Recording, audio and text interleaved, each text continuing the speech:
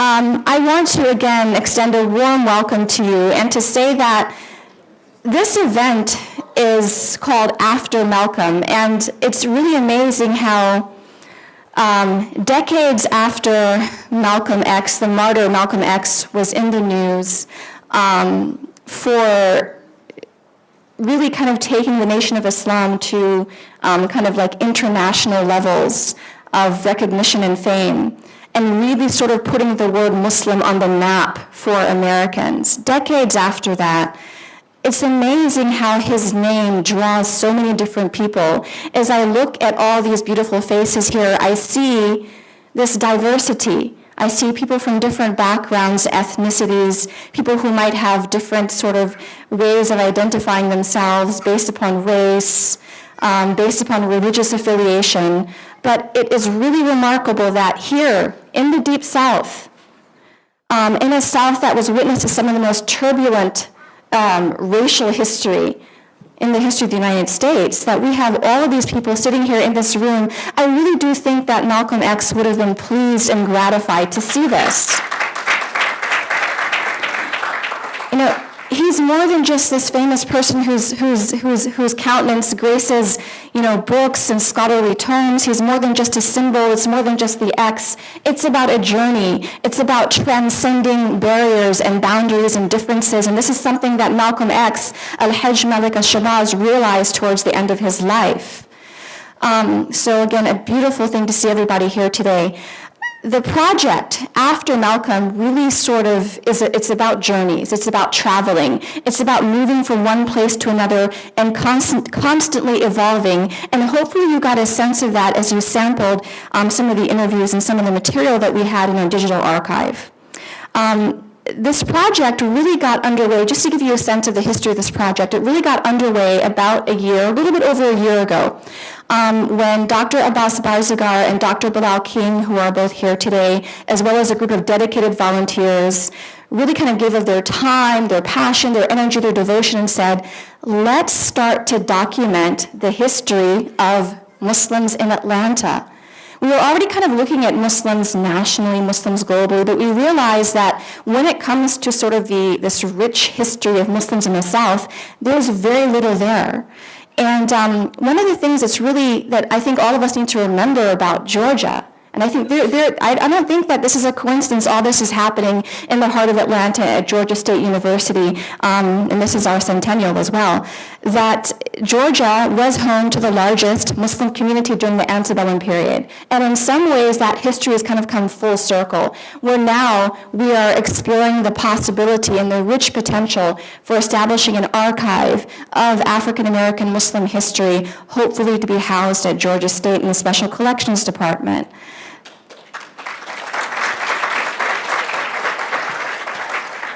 You know, there's a strong belief that we have these amazing stories, that as a community, there are amazing stories that need to be told, stories that resonate with everyone. You don't have to be African American, you don't have to be Muslim, you don't even have to be from the South, but there's something that's really kind of sort of universal and transcendent about so many of the stories that we've encountered. And, you know, I hope that Dr. Barzagar and Dr. King and our other volunteers can kind of give you some insight into how this project came about. But really, people have asked, are you guys being paid or something? No, this is not part of anything like that. These are volunteers who just want to capture these stories and these memories before they're erased from history. And in fact, much of this has not been written in the history books. So I want to acknowledge this team of volunteers that really has kind of thought about this project, has worked on it, has developed it. Dr. Abbas Barzagar in the Religious Studies Department at Georgia State University.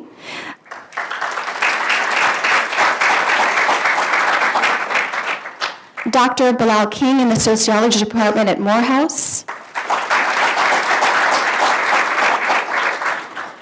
And a lot of really dedicated students who are just amazing in terms of how they're able to juggle multiple responsibilities as grad students, as people who have families and jobs and other obligations. Tom Laporte, who masterfully digitized many of the materials that you saw on the website. Amir Muhammad, who tirelessly brought his video camera. He is a documentary filmmaker and tirelessly brought his video camera along when we sat down for those 3-hour interviews, sometimes when we were fasting, I might note.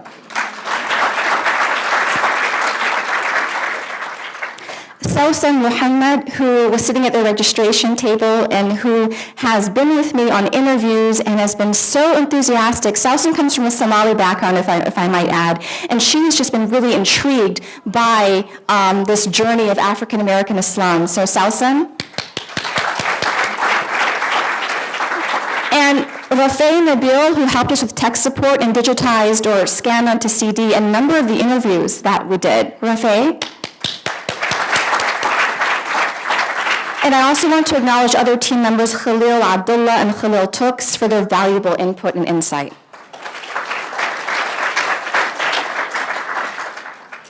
All right, so before we kind of dig deeper into some of the work, some of the progress we've made, and really it's amazing when you think about the fact this project is about a year old and so much has been accomplished, really by the grace of God. I just want to showcase this trailer. We have a trailer that Amir put together where you can kind of sample some of the interviews that we've done. So I'm going to go ahead and play this for you.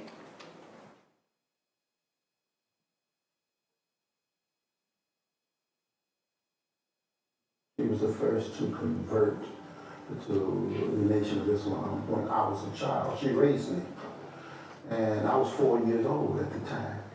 I've always been involved in, I call myself a movement child. I was born 55 years of civil rights movement. I was searching for identity, a black identity type thing, or something that made me feel good about myself. Journey began, say around 1972 at Morehouse College. I was at the age of 17. I practiced Islam for 53 years.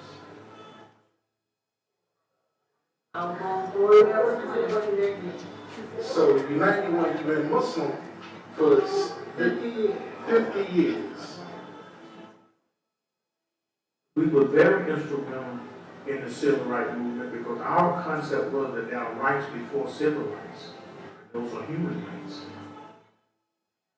And so that kept me from venturing into the Nation. I've always respected the discipline which they instilled and go to the social program to the community, but the theology was not attractive to me. And we do believe that the civil rights movement have deliberately, we're talking about African American, have deliberately cut us out of the movement. So you got people who think Muslims never contribute to anything dealing with the civil rights movement. And that's not true. In this city, economically, we had 4 restaurants at one time, 3 fish markets, 2 schools going. We had tractor-trailer trucks to move fish and other farm commodities from our farm here in Georgia. Minister Elijah Muhammad died, and Wallace Muhammad took over and started making those changes. The people all literally lost their minds. They lost their minds. They were living on the 4th floor, crazy, psychologically out of touch. You know, and I'm from Chicago. It gets so cold in Chicago. You can hardly speak to people on the street when it gets cold. But I saw all the warmth in the people here in Atlanta. And, and that's true about this town. And it was also being true about our membership here.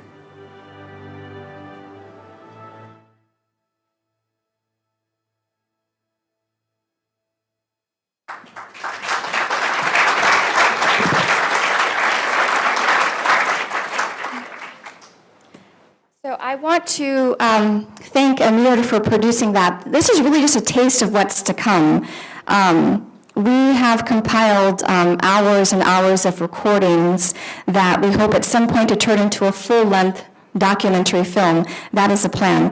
I'd like to bring our team up here to talk a little bit more about the project, but before I do that, we have our wonderful narrators in here, the people who so kindly and graciously allowed us to come and interview them. Would you care to stand and be recognized?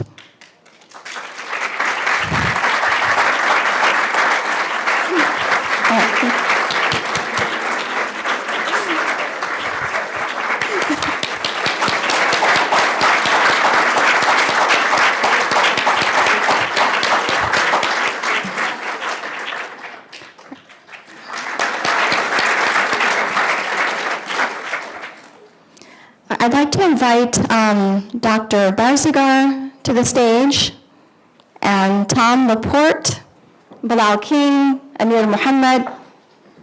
Please come on up. Good evening, everybody. Thank you again for coming out and sharing your time with us on a cold night downtown. Parking is difficult. We do appreciate you coming out. If I can have you guys just jump over from the screen real quick. So to give you a quick overview, the goal of the project is to create an actual digital archive that will be available as a public resource, an educational resource to community members, to educators K through 12 in college, whatnot, but make this a national project to intervene in a national conversation.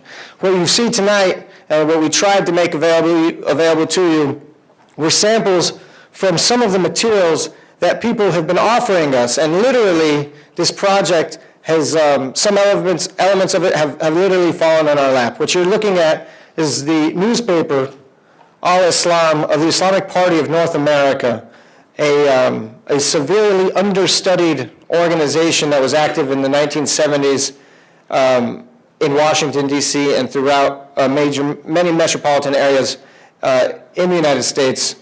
We have, as part of this collection by the generous donation of Brother Ibrahim Hanif, who's in the audience here, who drove down kindly from South Carolina to be with us this evening, we have the only existing inventory of this newspaper anywhere. There's not a library or a project that has this. And the goal is to find resources to make this kind of material available. Another sample of things to come, in addition to the oral histories that are graciously made available to us, are treasures of unpublished photos documenting the rich history of the Nation of Islam before Malcolm, during Malcolm, and after Malcolm. These are on loan from what is called the Brandon Institute. You can learn more about the Brandon Institute and some of our partners here in the flyer. Its founder and curator, Mr. Wali Akbar Muhammad, who's here with us tonight. Thank you very much.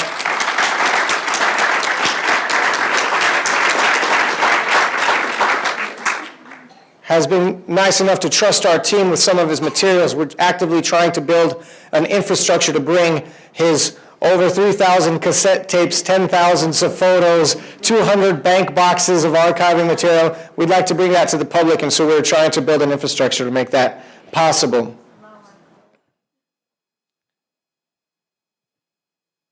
Some people have been kind enough to share their personal class notes with us. These are the class notes of Imam Pliman Al-Amin, who is with us, and a very well-known prominent figure in our city here. You have to realize how special some of this material is. Dated in 1976, at a moment precisely when the African American Muslim movement was going through radical transition, encountering both the global immigrant influx of Islams in this country, transitioning out of the Nation of Islam, trying to find its own independent path. These notes are where that learning took place. Scholars will now in the future hopefully have access to understand how this process unfolded over time. And again, this is all just a sample of things to come. I'd like to just hand over to the rest of the team to make a few comments about the process so far. How's everybody doing? My name is Amir Muhammad. I'm predominantly doing the video work and editing for this project, as well as assisting in getting people to do interviews. But if you take a look around Georgia State, being a graduate of Georgia State, also a current student and a staff member, and you look around and you see all the different shades of colors and the different racial background, that is Georgia State, that as a university. It is, I think we're 13th in the country as far as diversity. We may have moved lower than that all around the campus. And for the school to take on this project and see the influence that African American Muslims had on the American society, because it's really an American story, it's a human rights story, it's a civil rights story. And when we go around and we do these interviews and everyone starts giving us firsthand accounts on what took place, a lot of things that maybe you have seen on television or maybe you have read before, they go into depth in a way that you have never heard. And it's not always what you've seen. And they give insight on different aspects. What was the climate and why, and then where we are now and moving forward. And there's many things that I think that we all as a people can grow from doing this type of work. So not only am I proud to be a part of something like this, but it's especially affects me in a way because a lot of the people that we document, they're my teachers, my brothers, sisters, fathers, just really like family. We're close like that, so it has a special impact on myself, even documenting history that I didn't even know about myself. So that's it.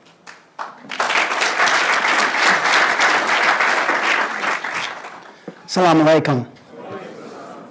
Thank you very much for being here tonight.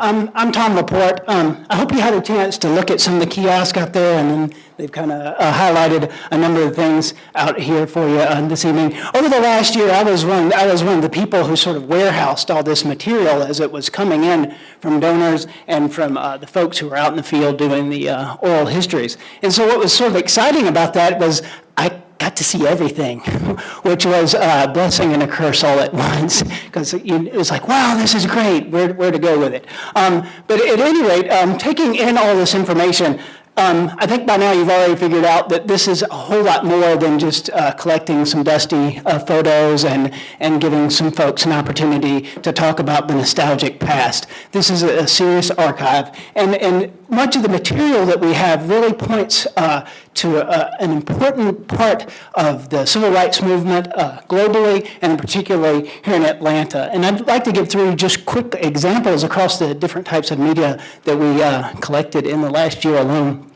So we have some newspaper clippings that talk about that when Elijah Muhammad, the leader of the Nation of Islam, he's coming to Atlanta in 1960 to speak, and it drew quite an uproar. There were folks in the religious community that were upset about it. There were political leaders that were upset about that. And then, of course, there were civil rights leaders who were upset about it.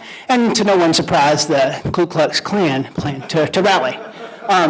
So we have some information for that. So then during one of the interviews that was being collected, one of the people were talking about that in the 1970s, just 10 years later, when Maynard Jackson was campaigning for mayor, he was actively engaging with the Islamic community, Black Islamic community here in Atlanta. And when once elected mayor, he included Black Muslim leaders in some of his interfaith boards across his tenure as mayor. So you're seeing the pendulum move already sort of in the movement, and really just we have these fantastic little snapshots of that. And then finally, one of the real pearls of our collection to this point is we have a cassette tape. Show of hands, who knows what a cassette tape is? Boy, those are, if you have cassette tapes at home, digitize them now. That's my public service announcement. But anyway, we have a cassette tape from 1992 when Imam Warqi Muhammad was invited to come and to speak to the Georgia legislature. And so first of all, he's the first Muslims to do that. Second of all, he's Elijah Muhammad's son, in the event folks who don't know that. In 30 years, that's quite a movement in the freedom struggle. And that's a very, very pivotal role that you can see where people in the Black Islamic community here in Atlanta were involved in that. And those are just a few of the little pieces that we've sort of gathered at this point. As has already been stated, our plan is to get this information together, collect it, make it available for public scholarship, so that this story of Malcolm X that's fairly well known, there's another part of it, Islamic culture and Islamic history, particularly in the Black community, that's not as well known, and it's our goal to make that story available to folks. So thank you for supporting our cause.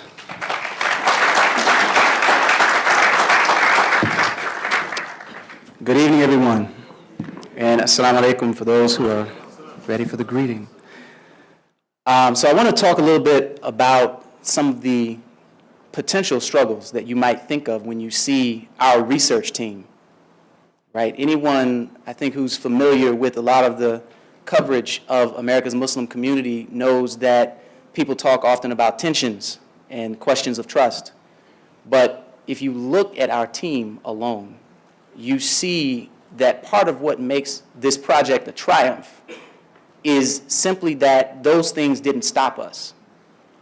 Those things were things that at times we paused and made sure we talked about because we have a much easier understanding, but we know that not everyone in the community is in the room with us. So we said, how do we make sure that we're communicating constantly to people that this is good for all of us?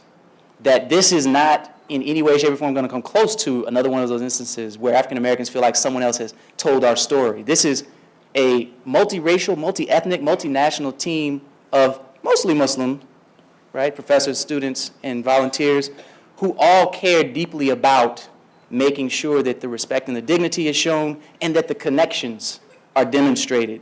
We've had a number of talks, for example, about how you could pick up a book and it says, it's got a section on African American Muslims and it has a section on, it'll call immigrant Muslims, and it rarely talks about the interconnections that occurred all along the way. The teacher from Egypt who was in Elijah Muhammad's house with his children, things like that.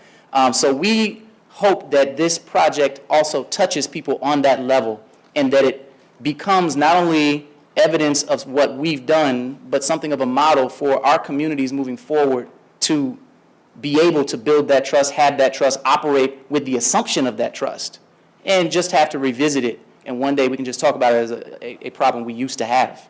That's the goal for a piece of this project. It's an important goal. And so I don't want us to lose sight of it. And that serious talk really leads directly into, what time is it? 6:47, very good. Directly into the job they assigned me. I actually, people who know me know that I try to stay as far from the front of the stage as I can. But I was asked to attempt to do justice to this brother who's going to give us a talk, because the significance of this project is not limited to Atlanta. It's not limited to the United States. It's of global significance. And so we brought someone down here who had just finished writing a book that talks about the global significance and the global interconnections that have come out of African American Muslim discourse and critiques and concerns and voice. So his name is Dr. Sohail Daulatse. He's an associate professor of film and media studies and of African American studies at the University of California, Irvine. He earned his PhD in critical studies at the University of Southern California. And in his early days, Sohail published articles and book chapters with titles like these. Check these out. Rebirth of a Nation, Islam, Cultural Politics, and the Rhetoric of Empire. And for those who don't know, Birth of the Nation is one of the, really hailed as the first full-length motion picture to come out in America. And also, in later years, people have been much more clear that it's one of the most racist pieces of film that's ever come out in the United States of America. Right? In a Babylon, Mutiny, and the Soul Rebels from the Subcontinent, right? The subcontinent being a reference to folks from India, Pakistan, Bangladesh, right? The South Asia. And so you see these connections being woven seamlessly in his work and in his talking. War at 33 and a half, hip hop, the language of the unheard, and the Afro-Asian Atlantic. The Afro-Asian Atlantic, that's over here, right? Do we need this still on? Very good. And that is a chapter in a book. I love this title. The Vinyl Ain't Final. Hip-hop and the Globalization of Black Popular Culture. The Vinyl Ain't Final, right? What happened after records?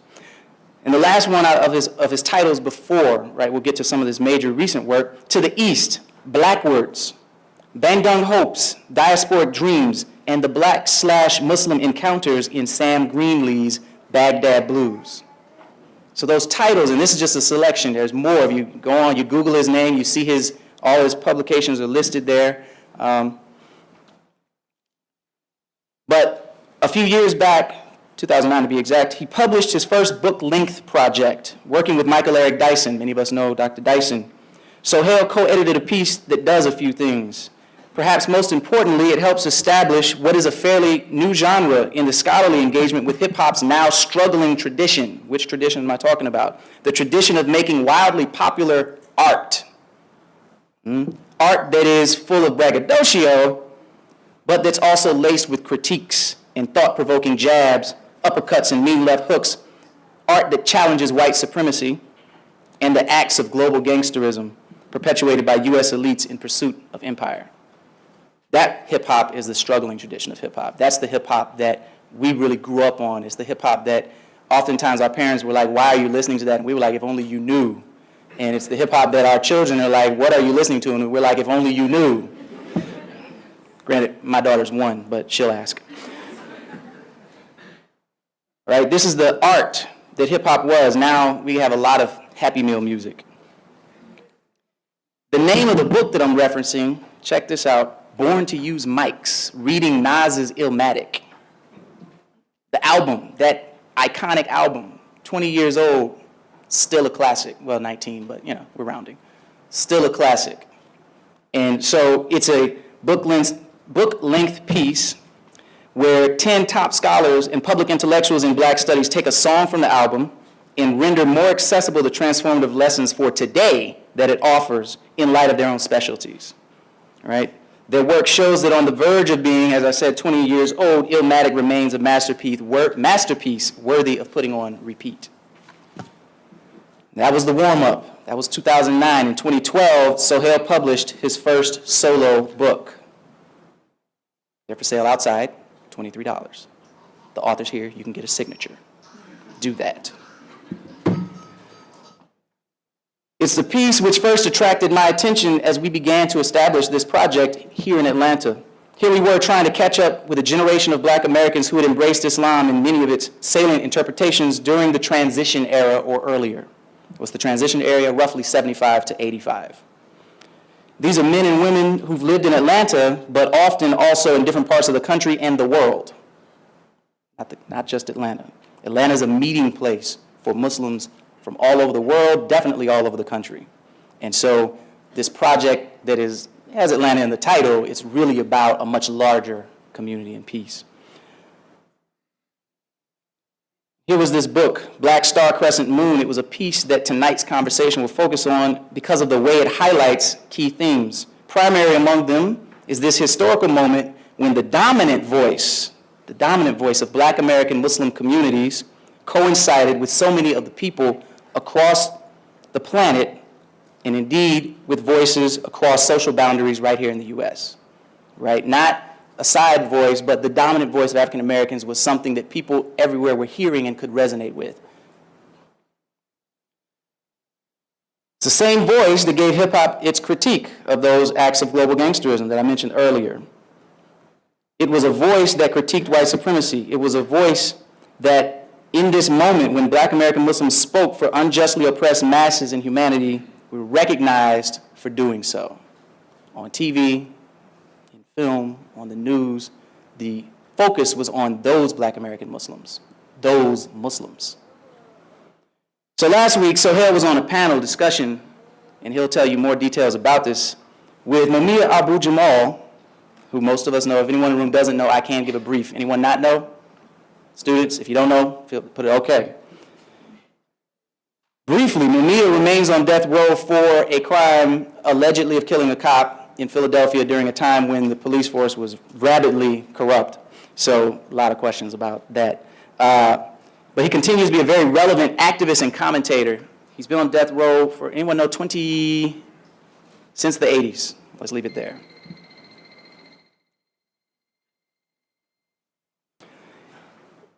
And Ilyasah Shabazz. If you don't know who Ilyasah Shabazz is, she is one of the 6 daughters of Malcolm X. 6 or 4? 4 daughters of Malcolm X. And she's one of the most active. You see her frequently talking, pushing, encouraging people. So today, we're inviting Sohail Dalatse to come here and bless us with his perspective on this project, connect it with his work, his research, and launch us properly. Let's give it up for Sohail.